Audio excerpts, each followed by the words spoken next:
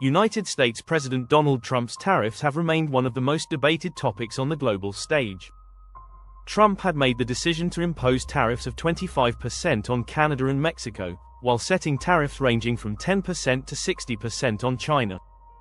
Initially, tariffs on Canada and Mexico were put on hold as the US rapidly approached a self-imposed deadline set by Trump to implement these trade measures. Trump emphasized that the United States had been mistreated economically by numerous countries, not just Canada and Mexico. His administration aimed to correct what it perceived as long-standing trade imbalances. The president ultimately signed off on tariffs for imports from Canada, Mexico, and China. While uncertainty loomed over Canada's fate regarding these trade policies, Trump reassured that Canadian consumers would pay less than half of the tax burden. These tariffs were expected to take effect on March 4, a date Trump repeatedly referenced in recent weeks. As the deadline drew closer, concerns mounted, particularly in Canada. The Canadian government in Ottawa even sought to counter the impact of these tariffs by reaching out to both the European Union and China. Canadian officials allegedly revised their trade strategies, aiming to redirect certain resources, including liquefied natural gas, towards China. However, Canada's primary objective was to strengthen its economic ties with Europe rather than rely heavily on trade with the United States. In recent discussions, the economic relationship between Canada and Italy has gained considerable attention. Analysts argue that both countries are adjusting their economic strategies to adapt to shifting global trade dynamics. Even the European Union appears taken aback by the deepening ties between Canada and Italy. This raises questions about whether Canada has prioritized Italy over the United States in trade negotiations. What is the current status of trade between Canada and Italy? What strategy is Canada adopting with Italy to circumvent US tariffs? These crucial questions shed light on a developing economic alliance between the two nations. Italy already holds a significant place in Canada's market, particularly in the food industry, where it positions itself as a key alternative supplier should US trade restrictions escalate. A closer look at Canada's food import data reveals that Italian agri-food products hold a strong market position. Following the United States and Mexico, Italy ranks as Canada's third-largest food trading partner, even surpassing France with exports valued at $1.5 billion. In recent years, Italian imports have received a boost through the Comprehensive Economic and Trade Agreement, CETA, which has been provisionally implemented to reduce customs barriers on a wide array of Italian food products.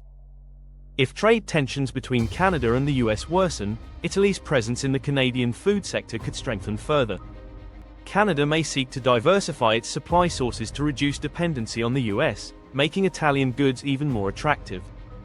Packaged food and beverages, including wine, dairy products, olive oil, and pasta, offer significant opportunities for Italian exports to Canada. Historical data indicates that Italian wine exports to Canada have been on a steady rise since the implementation of CETA in 2017, accelerating even more over the last 2 years. This upward trend highlights Italy's growing foothold in the Canadian market, reinforced by the internationally recognized quality of Italian goods. Amidst global trade uncertainties exacerbated by Trump's tariffs, Italy's food sector has a unique opportunity to expand into Canada. By leveraging the ongoing economic tensions between Ottawa and Washington, Italian businesses can solidify their market presence. These developments offer Italian exporters a chance to capitalize on Canada's strategic need to diversify its trade partnerships. Italy's relationship with Canada extends beyond food and agriculture. Both nations are working to strengthen their economic cooperation in various strategic industries, including minerals, semiconductors, aerospace, clean energy, and life sciences. Italy and Canada are actively exploring ways to deepen trade ties and facilitate investment opportunities, particularly in sectors where mutual benefits exist. Institutional investors from both nations are engaging in knowledge-sharing initiatives to promote economic growth and innovation. Additionally, Canada and Italy are reinforcing business ties between their small and medium-sized enterprises, SMEs. This effort includes concrete initiatives such as the launch of the CDP business matchmaking platform in Canada in November 2023. The platform aims to connect a vast network of Italian and Canadian companies, fostering collaborations and trade partnerships that benefit both economies.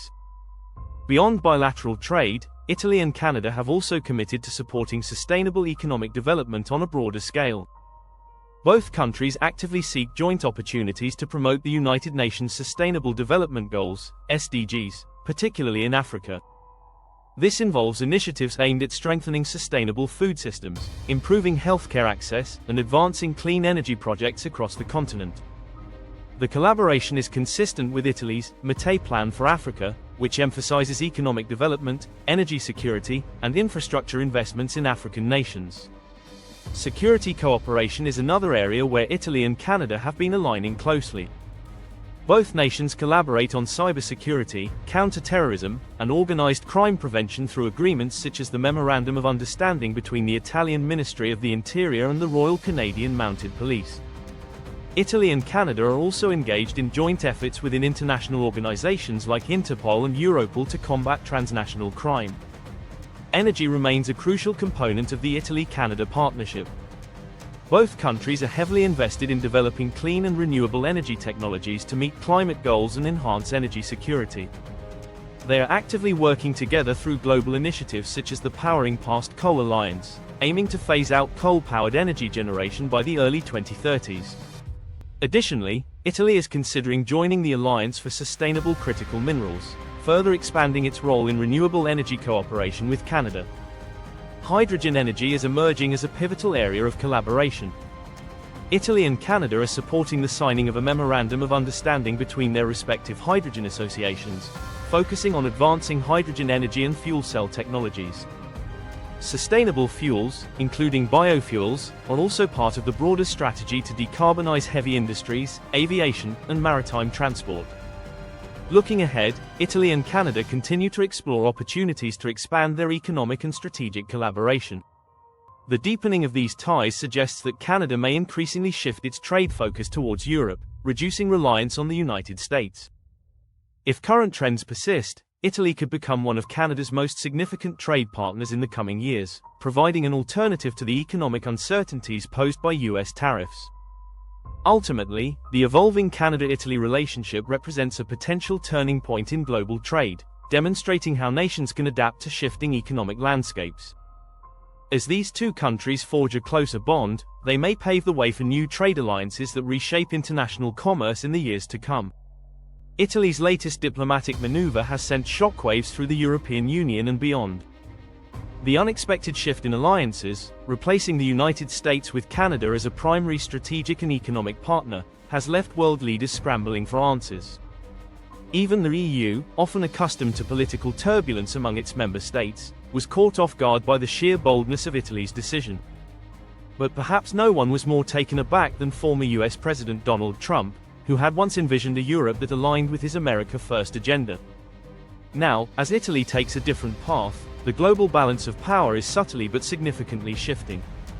At the heart of Italy's move lies a complex web of economic, political, and geopolitical considerations.